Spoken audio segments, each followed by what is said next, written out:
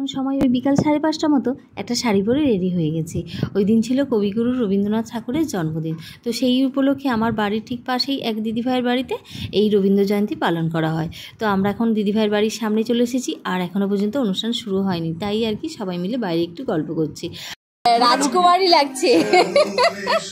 এরকম হাঁটে না বাবা, এর হাঁটার স্টাইলটা এরকমই। তো যারা অংশগ্রহণ করেছে তারা একে একে সব আসতে শুরু করেছে, আর এই দিদিভাইয়ের বাড়িতেই হবে আজকে রবীন্দ্র জয়ন্তী পালন। আর দিদিভাইকে দেখুন কি মিষ্টি লাগছে, খুব ভালো লাগছে।